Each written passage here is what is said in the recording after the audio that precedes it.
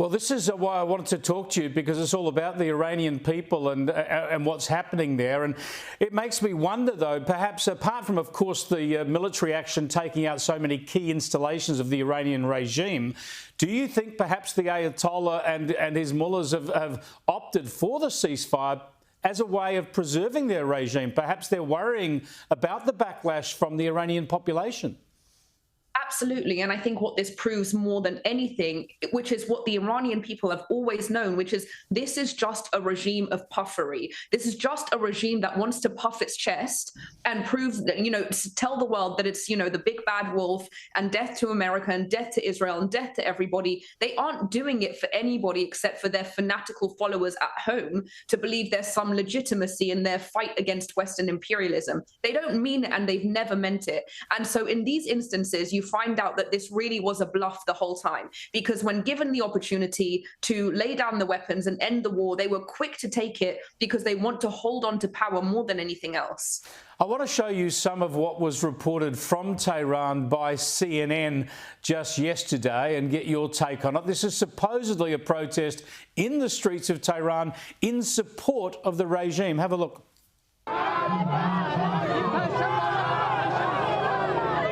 You punched the United States and Israel in the mouth, he says. Trump, you are threatening my leader, this woman says. Don't you know my nation believes death is sweeter than honey? What do you have, Israel? He says. You have nothing. You are occupiers, unreligious. You're killing people, killing women. You kill everyone. You're terrorists.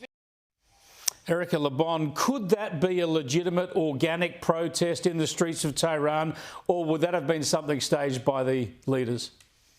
I mean, it's really hard not to laugh. It's honestly hard not to laugh that anybody thinks that that is even a little bit legitimate. We actually have surveys that come out of Iran, like the Gammon survey, that shows that at least 81% of Iranians are opposed to this regime, 4% are unsure, and it's less than 15% that are sort of on the regime's side. Of that 15%, you're looking at about maybe 1% that are these types of fanatical supporters.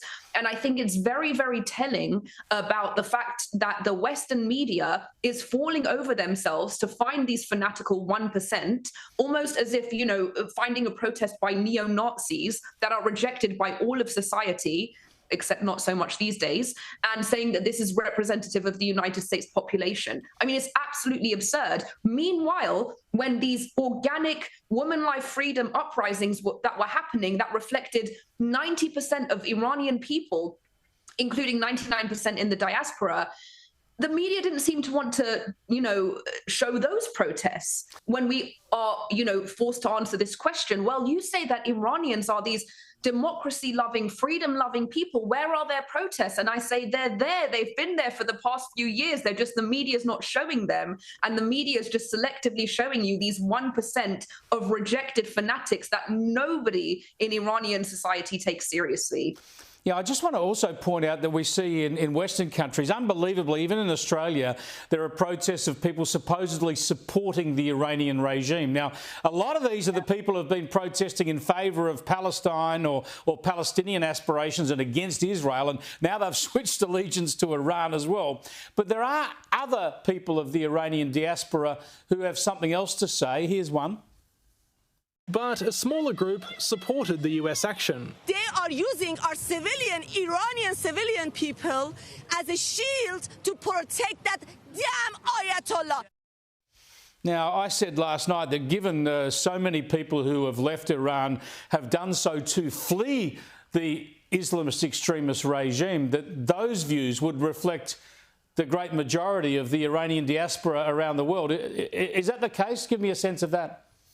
Absolutely. And the same survey shows that 99% of Iranians in the diaspora are opposed to the Islamic Republic, which is why I rounded it up to about 90% of all Iranians in the entire world that are against this regime.